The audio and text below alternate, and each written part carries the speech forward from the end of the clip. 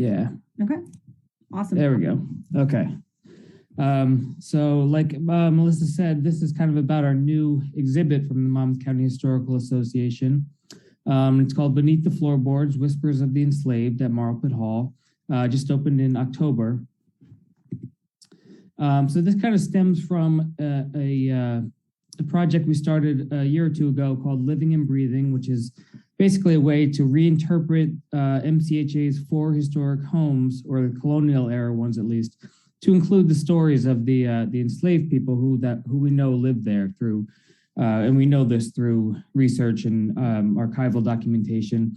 So this would include the Allen House in Shrewsbury, Covenhoven House in Freehold, Holmes Hendrickson House in Homedale, and of course, Marlpit Hall in Middletown.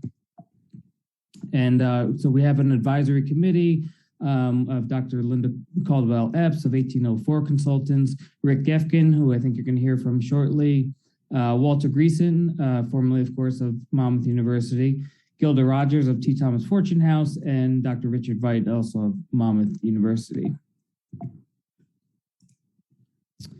Okay, so this is a quick look at Marlpit Hall. The one on the left is around 1890, so one of the older shots we have of it. So it was at that point, after being owned by the Taylor family for many decades, the house was primarily used as a rented tenant farm. And in 1919, the entire house was actually moved about 50 feet when they were doing some realignment of Kings Highway. And on the right, Marlpit Hall, seen around present day. And so the house was purchased in 1931 and given to the Historical Association in 36. So the interior of Marlpit Hall, you can see on the left there, the old kitchen.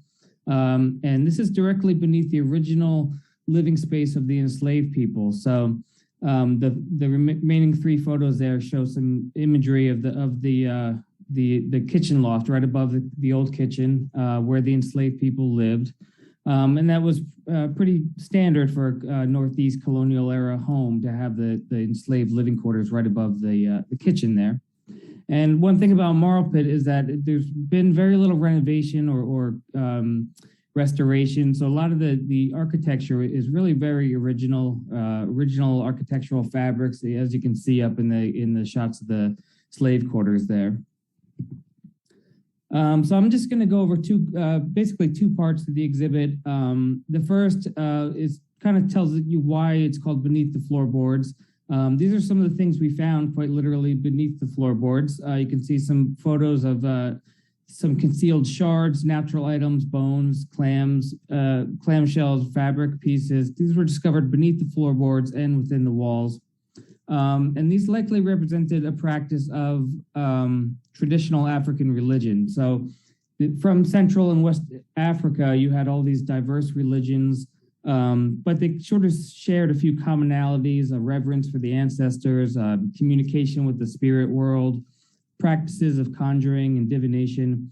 And so during the transatlantic slave trade, a lot of these kind of merged together, eventually with Christianity also and Native American traditions and what they eventually termed hoodoo. But one element that was retained was the conjuring of the ancestors for protection and well-being. And what the enslaved would do was would use everyday type objects and form these personal charms or protective rites. And some of the common elements used were shells, ceramic and glass pieces, buttons, bones, beads, and these were easily concealed from the enslavers and kind of each had their own symbolic meaning. In addition to the significance of the spirituality, this was sort of a covert resistance to their circumstances. Obviously, this was a forced condition. There was not much they could do as far as individuality. So this kind of gave them more of an identity to be able to retain this this traditional religious aspect. Another thing that we found underneath the floorboards, if you see on the right, those old corn cobs that we believe are arranged purposefully in that crossmark pattern. You can see a similar depiction on the left from the Hendrick Lot House, which is in Brooklyn, New York. Very similar home to Marlpit Hall. So the crossmark or the crossroads is a very significant and a widespread symbol of African religions throughout the diaspora. and it's an ancient sign of traditional African religions. The imagery is very diverse, but typically it embodies the intersection of the seen and unseen worlds, meaning the spirit world and the human world, and kind of converging at a sacred point. One of the best known examples of this is on the left, called the Bakongo cosmogram, which kind of represents a continuity of life and a means of communication between the spirit world of the ancestors and the world of the living. On the right, you can see a depiction of the ancient kingdom of Congo, but really up and down that kind of that central West African coast, you have a large amount of diverse cultures and religions that were all kind of converging during the transatlantic slave trade and retaining some of these factors.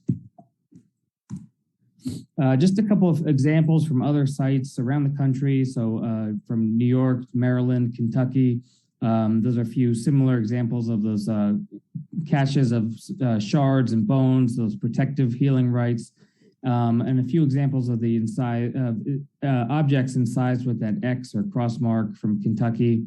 And archaeologists have found coins, spoons, all kinds of things with that similar marking.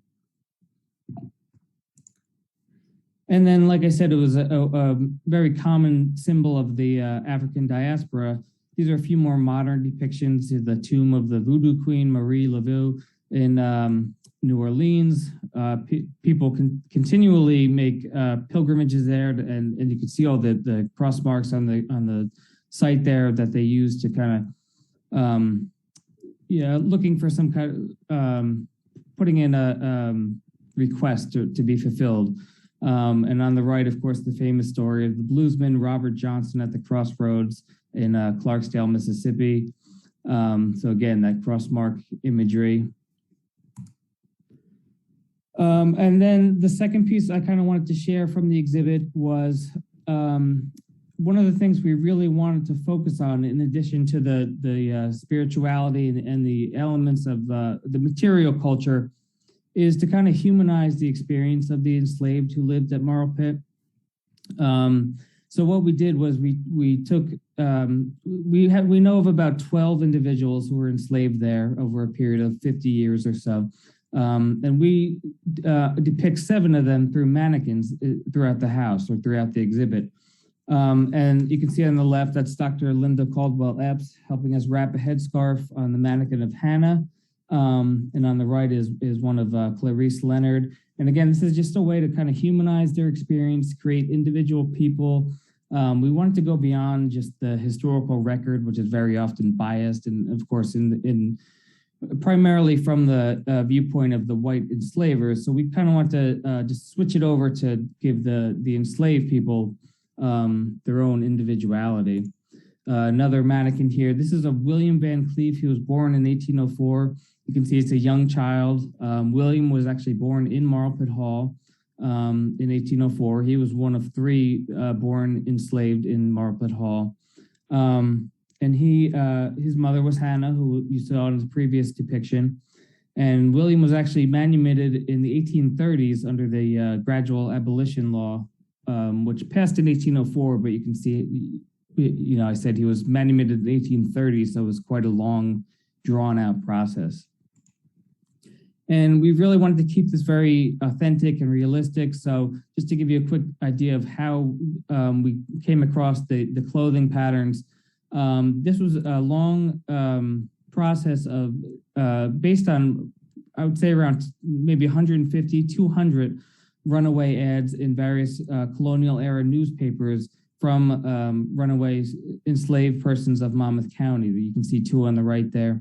And we also used receipts of clothing, bills of sale, things like that. There's one on the left from Dr. James Mott of Middletown, showing a receipt for clothing for who was a Brearley's Negro boy, and this was in 1791. So we can learn a lot about the different cloth materials that were used to construct breeches, stockings, hats, shoes. So again, just to make it kind of very authentic experience. And I think that's just about time, but I'll just show real quickly one more aspect. A significant individual who was featured is Elizabeth Betty Dorn, who worked for another family, the Hartshorn family of Middletown, and she we incorporated her story because we happen to have some very significant objects of her life, including her original chair, her short gown, which is probably the rarest textile in our collection, and even a small pencil sketch that was done by an unknown artist. So, of course, I'm going to wrap this up, but the exhibit is ongoing at Marlpit Hall in Middletown. So if you want to kind of learn more or see some of these things in person, feel free to check it out.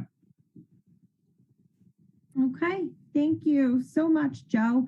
Sure. I know it's very difficult to talk about years worth of research in 10 minutes. So I appreciate you trying. This is a very, very important story. I think too often our students, or not even just our students, but people think of the institution of slavery as a Southern problem, and that's simply not the case. Right. So this is really important work that you've been doing. And for anyone who wants to find out more about visiting the exhibit, it's monmouthhistory.org, right?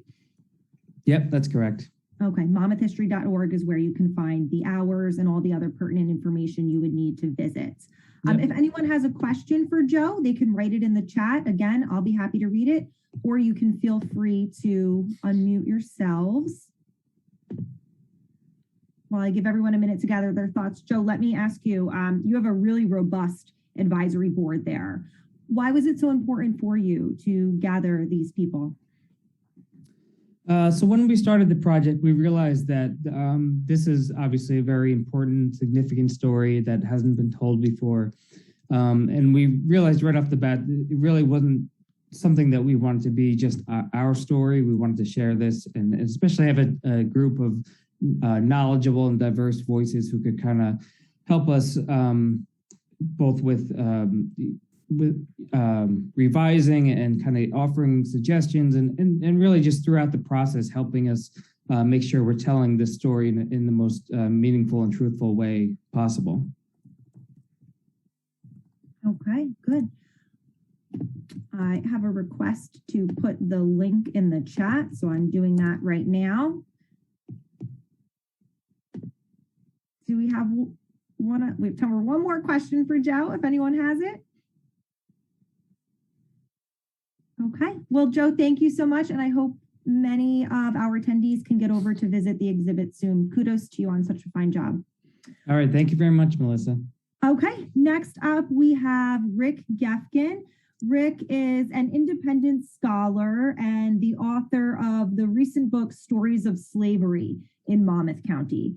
And Rick is going to tell us about the Northeast Slavery Records Index, which is a relatively new initiative that I think you'll all be very interested in. So good morning, everyone. Thank you very much, Joe. Thanks very much for that. I'm going to put my slide screen here so you can all see it. Melissa, will you let me know if that's shared? Yep, I can see it. I don't know if you have to go into like presentation mode, but that's up to you. I'm going to do that right now. How about that? Perfect. Okay, good. I'm going to segue a little bit off of the great work that Joe Zemla's done, and we'll also tell you that Professor Ziobro is part of this initiative. A little background on the Northeast Slavery Records Index, actually started by a few professors at John Jay College in New York City, originally for New York slavery records, and it has since in the last year or so expanded through all of New England, and I'm happy to say New Jersey as well. So I'll give you a brief overview about what this is and why we think it's important. But first you should know a little bit about slavery in New Jersey, which frankly was not well understood until the last several years by the general public. You might know that it was started by the Dutch when they were in charge of New York and New Jersey in the early 17th century at a place actually called Bergen Neck, which was here in current day Jersey City and Melissa's hometown of Bayonne. That was the beginning when the Dutch West India Company would sell slaves basically from their Caribbean and South American holdings up to New York, which they called New Amsterdam at the time, and they wanted to encourage agriculture over here on the other side of the Hudson River, which became New Jersey. You know, of course, about the triangular trade, European nations coming down the coast of Africa over to South America, the Caribbean, originally with slaves, and then up to the 13 original colonies.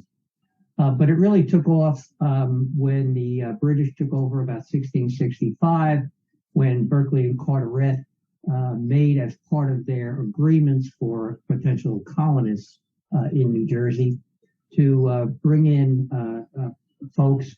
They would give white colonists, English colonists, an additional 75 acres on top of the 150 acres per white person per slave they would bring in. So in effect, in one of our founding documents in New Jersey, slavery is baked in.